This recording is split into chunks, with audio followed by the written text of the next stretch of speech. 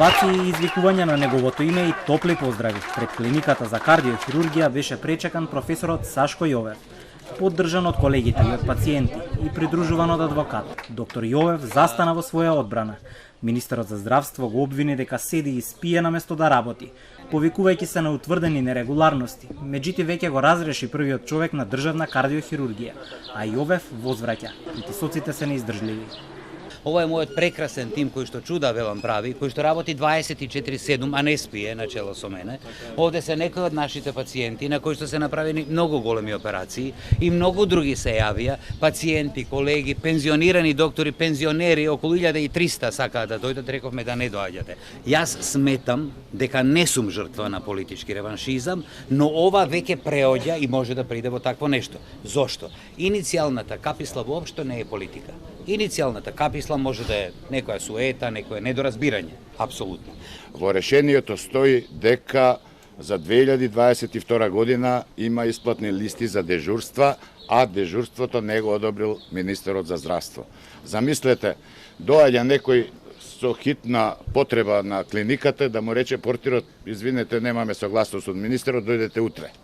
Пациентите не се засегнати од административните процедури и бирократските пропусти, ако воопшто ги има, го бранат доктор Јовев како исклучителен професионалец. 9 трансплантации за 2,5 години и безброј операции. Статистиките говорат сами, вели човекот на кој му беше извршена првата трансплантација на срце во земјава, Иван Огненовски, и други пациенти.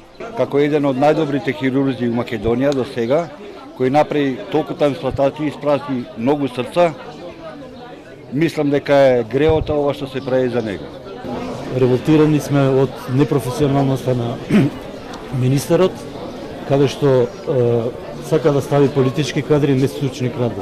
А од тоа зависи нашето здравје и на сите луѓе во државата.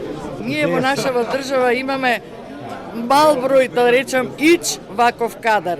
Срамота е ова што се прави. Човекот си обавува најпрофесионално работата. Министерот за здравство Фатмир Меджити и денесе на ставот дека го менува доктор Јовев заради констатирани неправилности. 2 дена не посочува детали за што точно станува збор. Одлуката ја базира на извршени инспекции на клиниката. Таа комисија постои државен санитарен здравствен инспекторат, што таму има професионалци инспектори и кога треба, значи имаме некои индиции дека одредена клиника има пропусти, но без разлика на тоа, ја од првиот ден најавив дека нема институција каде нема да има контроли. Со ова се отвора прашањето, како се вршат контролите, по кој основ и кое тело го прави надзорот. Директорката на ДСЗ вели дека не примила никаква представка од физичко или правно лице за клиниката за кардиохирургија. До ДСЗИ не е доставен налог од Министерот за здравство за вршење на вонреден инспекцијски надзор на државната кардиохирургија. Според тоа, нема извештај од страна на ДЗСИ.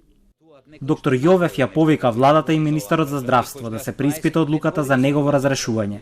Адвокатот најави дека ќе следува тужба, а точните причини за неговата смена засега ги има само министерот Меджити.